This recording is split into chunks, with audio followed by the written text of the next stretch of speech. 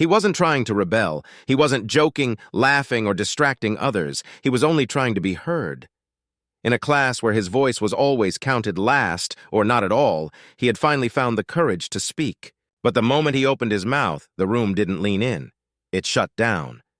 The teacher called his name with sharpness. "Detention," she said, without listening to a single word. He gathered his books in silence, eyes low, while the others snickered or looked away. What they didn't know was that the words he'd tried to share weren't nonsense. They were history. His history. A story no textbook held, one his grandfather had told him quietly on the porch, one that connected directly to the lesson on the board. He wasn't interrupting. He was contributing. And what he was saying, what they missed, would soon reshape how the entire class understood not only the subject, but each other. What he said would change everything. Jamal always entered the classroom quietly, slipping through the door just as the bell rang and settling into his usual seat, third row from the back, one desk away from the window.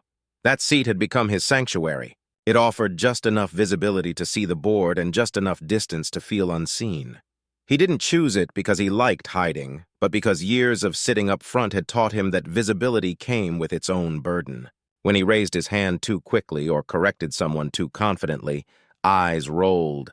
When he answered a question with depth or mentioned something not in the textbook, the teacher often paused, then nodded stiffly, moving on. So Jamal learned to sit quietly, to let his thoughts pour into the lines of his notebook instead of into the air. Every morning began the same way. The flag was raised outside. The hallways were loud, then silent, then filled with the shuffle of chairs and opening textbooks. The air conditioner clicked on, humming over the rustle of pages. Jamal always arrived with his notebooks in order, pencils sharpened, head down but eyes open. He watched the others as they moved through the space with loud greetings and scattered confidence, many unconcerned about lessons or lectures. But Jamal listened closely. He wasn't there to coast through school. He was there to learn, even when it felt like learning was something others assumed he didn't care about. On this particular day, the lesson plan had circled back to a unit on civil rights movements. The board was covered with names and quotes. Some students barely paid attention. Some jotted down phrases without comprehension. But for Jamal, this topic mattered deeply. It wasn't just history, it was inheritance. He'd grown up hearing stories about the marches, the sacrifices, the silent bravery that textbooks never fully captured. His great-grandfather, in particular, had been part of a local protest that never made the news, but shaped the laws of their county. It was a story Jamal held with quiet pride, one that shaped how he walked, how he spoke, how he viewed justice. As the teacher spoke, Jamal followed every word, connecting dates and events in his mind. But then, as a classmate misattributed a quote to the wrong leader, something inside him stirred. It wasn't about correcting someone for pride. It was about protecting memory. He softly said the correct year, his voice no louder than a whisper. A few students turned. The teacher stopped mid-sentence and blinked. Jamal, for once, kept going, his voice steady, explaining the actual event, linking it to what his grandfather had told him about how movements grew in quiet kitchens, not just on loud podiums. The interruption wasn't rude, it wasn't disruptive, but it was outside the script, and that was enough. The teacher's expression changed, shifting from curiosity to control. Without waiting for Jamal to finish, she cut him off sharply, saying there was no room for side conversations, that if he wanted to speak out of turn, detention would be the next step. She didn't raise her voice, but her tone was final. Jamal stopped speaking. The energy in the room shifted. Some classmates exchanged glances. Others returned to their notes as if nothing had happened. Jamal looked down at his notebook, the same one filled with paragraphs and bullet points and questions he never voiced aloud. His pencil sat still, unmoving. He wanted to explain that he hadn't been trying to challenge authority, only to share something real. But the moment had passed, and he knew from experience that protesting in these small moments often only deepened the punishment. So he closed his notebook slowly and waited for the class to end. The teacher's voice resumed at the front of the room, continuing the lesson with authority, but the warmth was gone. And for Jamal, so was the will to speak. That night, he didn't tell his mother. He didn't vent to his friends. He simply rewrote his notes, this time including the personal anecdotes in the margins. He reread the quotes from historical leaders and matched them with stories from his family. It was his quiet rebellion, documenting truth even if no one else in the room was ready to hear it. He didn't need a spotlight. He just needed the truth to live somewhere, even if only in the folds of his own notebook. Detention wasn't unfamiliar to Jamal. He had never been a troublemaker, but somehow he had spent enough hours in that silent room to memorize every chip in the paint on the back wall. It wasn't always because of behavior. Sometimes it was for showing up late when the bus ran behind. Once it was for speaking up during a presentation when the teacher wasn't ready to be interrupted. The reasons were always minor, technical, defensible by those who handed them down. But the effect was always the same. A quiet space, a ticking clock, and a sense that even when Jamal followed the rules, he still ended up in the margins. This time felt different. He had been silenced in front of the whole class, not for disrespect, but for knowledge. And now, this silence was institutional. The room hummed with stillness as he sat at a desk that felt colder than the rest.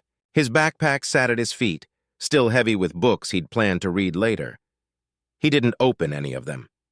He just stared at the wall and let the weight of the day settle. Around him, the others in detention fidgeted, dozed, or stared into their phones. Jamal didn't move. He let his hands rest on the desk, fingers slightly curled, like they wanted to hold a pencil but couldn't remember why. He thought about what he had been trying to say, about the name that had been misquoted, the timeline that had been misunderstood, and the story his grandfather had told him so many times. How a group of workers in their town had organized a silent march, how their picture had never made the papers. But their courage had pushed a local company to desegregate ahead of national law. It wasn't dramatic. There were no tear gas canisters, no police lines, just silence. Just men and women walking side by side with their lunch pails in hand and quiet determination in their eyes. Jamal carried that story like a talisman, and that day in class he had wanted to offer it, not to show off, but to preserve something fragile. But now he was here, again, and the story had nowhere to go. The minutes passed like hours. The room remained hushed, broken only by the occasional sigh or the scrape of a chair leg. Jamal watched the light shift against the floor, inching toward the end of the hour. His thoughts wandered from the classroom to the hallway, then to his mother, who worked the evening shift and wouldn't be home until well after dark. She'd ask how school was. He'd say, fine. She'd ask if he had homework. He'd say, just reading. The routine would continue. But the fracture inside him, the growing sense that his voice was not welcome in the very place where it should matter most, would deepen just a little further. When the clock finally hit the hour, the supervisor nodded silently and students began to shuffle out. Jamal packed his things slowly, careful not to let the weight of his books press too hard on the pages inside. He left the room with his head level, not low. He refused to let shame bend his posture. But the pressure inside was real. He walked past the classroom where it had happened and paused for just a moment at the door. No one was there now. The desks were empty. The board had been wiped clean.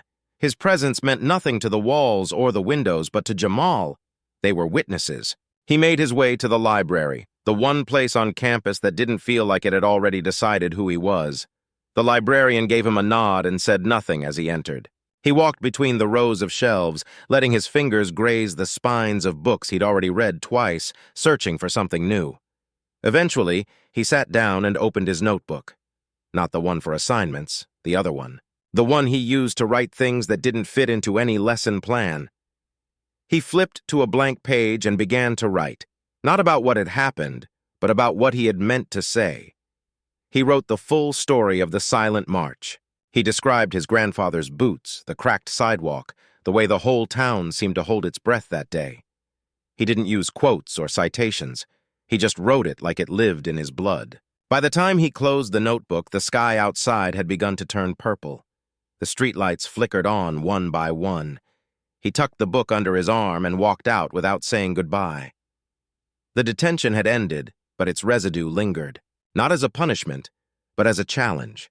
He knew the system wasn't made for boys like him to speak freely, especially when the truth they carried disrupted the comfort of routine.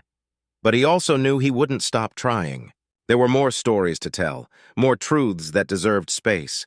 And somewhere between that muffled desk and the notebook now warming under his arm, Jamal made a quiet promise to himself. If they wouldn't listen in class, he'd find another way to be heard.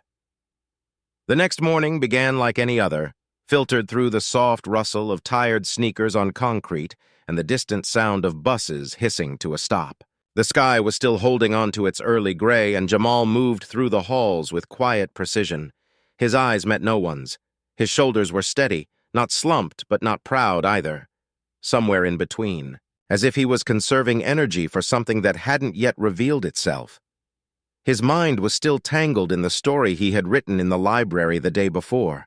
It still clung to him, page by page, word by word, as if waiting to be said aloud. Between second and third period, when the hallways emptied and the classroom doors thudded closed one after another, Jamal was asked to report to the office. There was no explanation, just a polite note passed by a class monitor and a nod from the teacher. He gathered his things and stepped into the hallway, unsure of what waited on the other side of that walk. The school office was quiet when he arrived, unusually so. The receptionist smiled faintly and gestured for him to sit down outside the principal's office. He did, placing his backpack beside him and staring down at his shoes.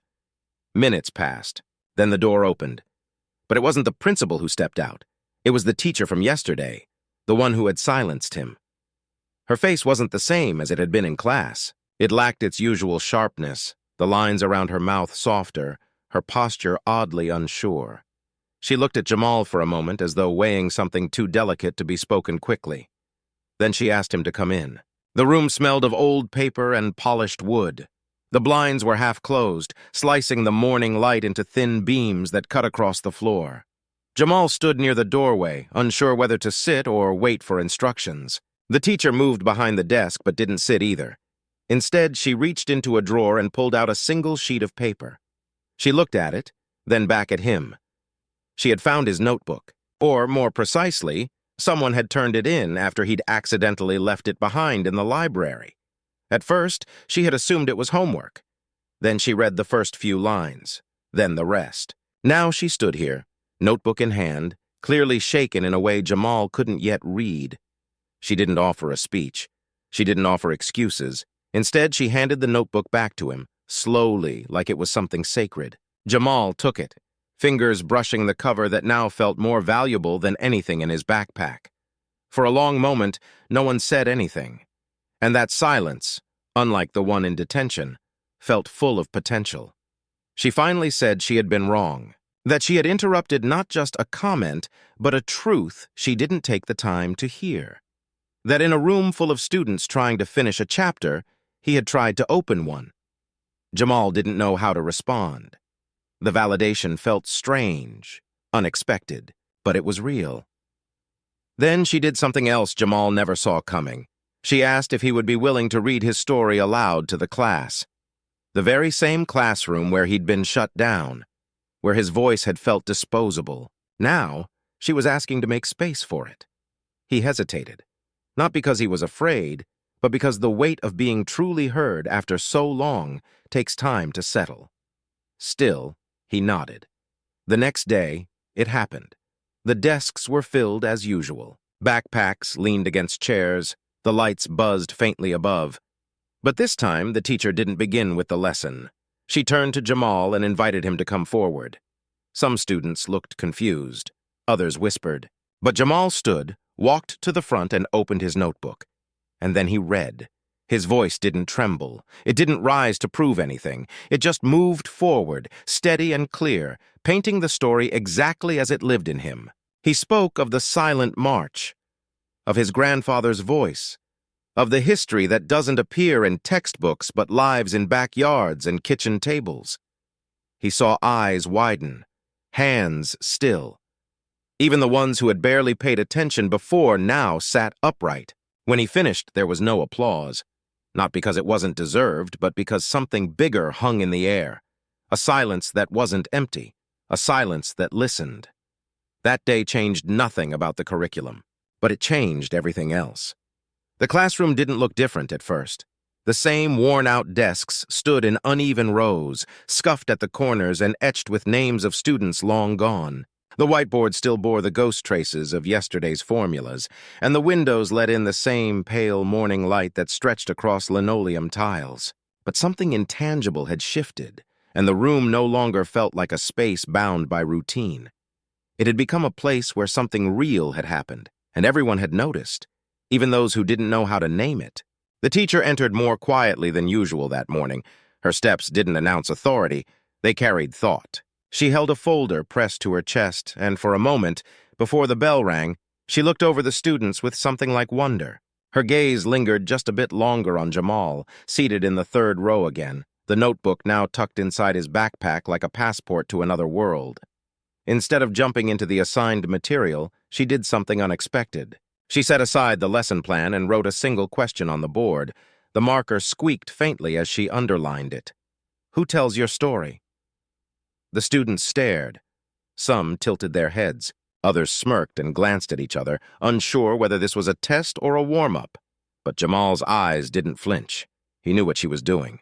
The teacher began by recounting a few lines from Jamal's reading the day before, not quoting directly, but referencing the feeling of it, the weight and clarity of his words. She said it had reminded her that the stories they read in class, while important, were only one version of a much larger truth. There were other voices, other angles, other meanings, and they belonged not just to people in history books, but to students in the room right now.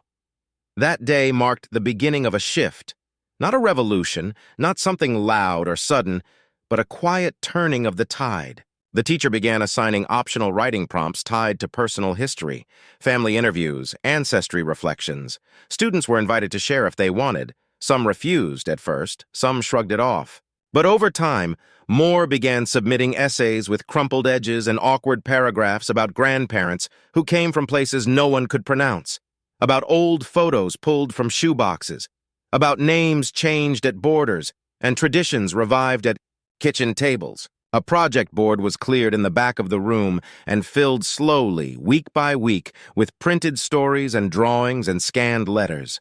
One day, someone pinned up a picture of a bus from the 1960s. Another student brought in a poem his cousin wrote during a protest.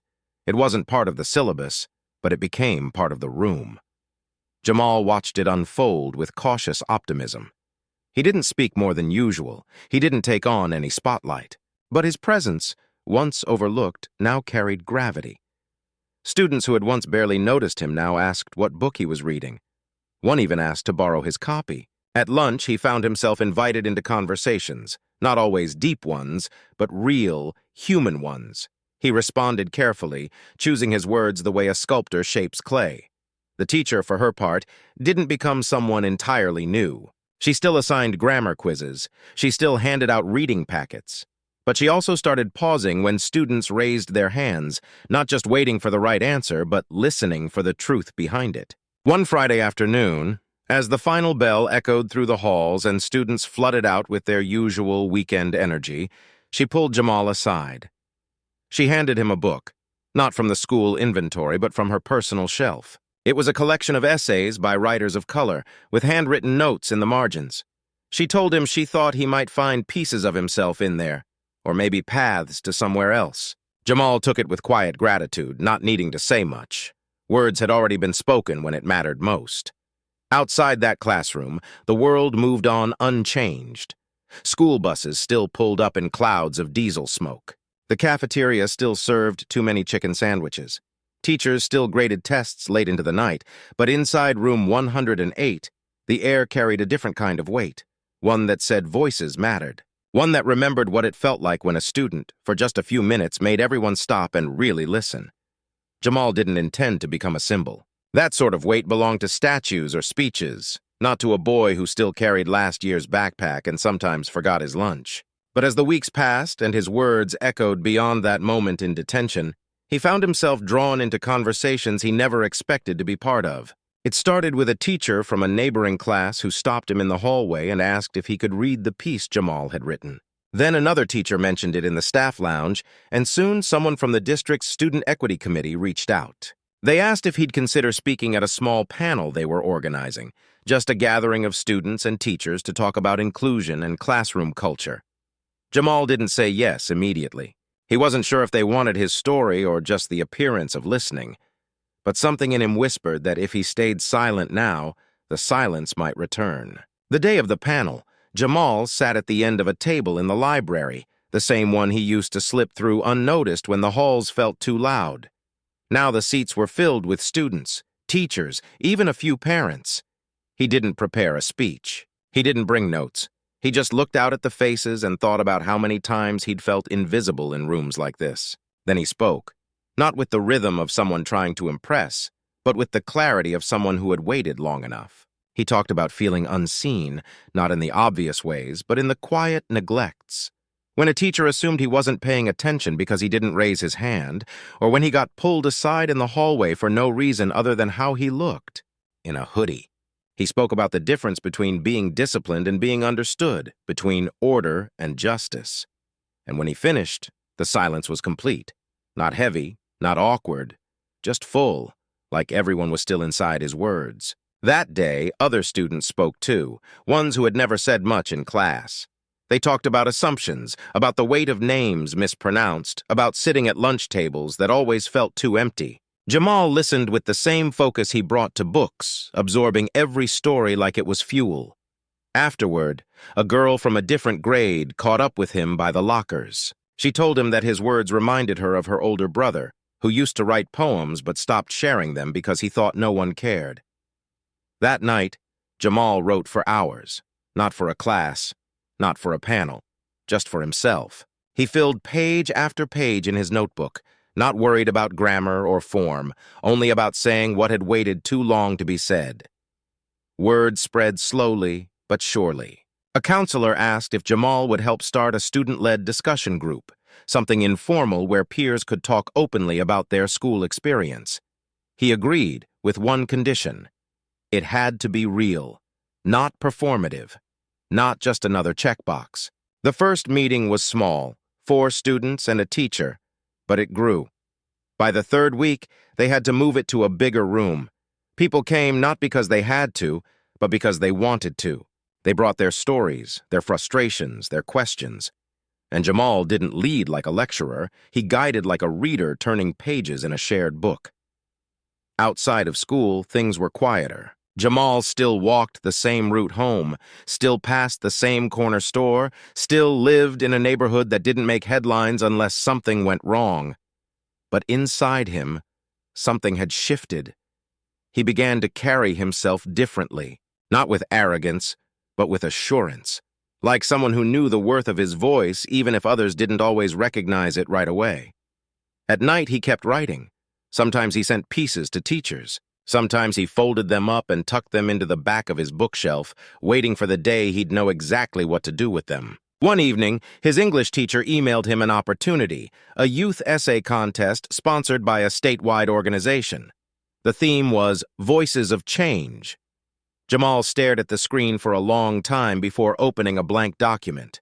He didn't know if he wanted to win. He just wanted to write something honest. Something that might land in someone else's hands and make them feel the way he had felt that day in detention, seen, heard, and worth listening to. He submitted the essay the next morning and didn't mention it to anyone. Weeks later, a large envelope arrived at the school with his name printed neatly on the front. The principal handed it to him with a quiet nod. Inside was a letter. His essay had won. It would be published in a student anthology and featured at an upcoming education conference. Jamal read the letter twice, then folded it carefully and slid it into his backpack. It wasn't the award that mattered. It was that someone, somewhere, had read his words and felt them enough to answer back. In the weeks that followed Jamal's essay being published, something shifted not just in his own life, but in the atmosphere around him. It wasn't sudden like thunder, not loud or boastful. It moved more like wind, quiet, persistent, reshaping the spaces it touched. His classmates began to see him differently. Not as the boy in the back who only spoke when called on, not as the kid who once got detention for talking, but as someone whose thoughts held weight.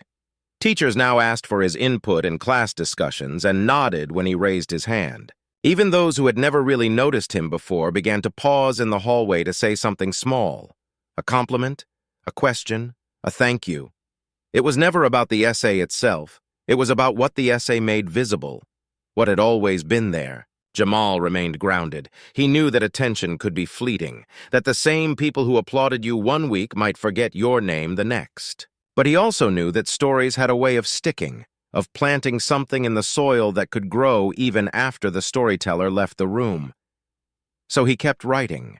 He started working with younger students in a mentorship program, not because anyone asked him to, but because he saw himself in their quiet, uncertain energy. He brought books to the sessions, some borrowed, some saved, a few gifted to him after the essay win, and offered them not as homework, but as bridges.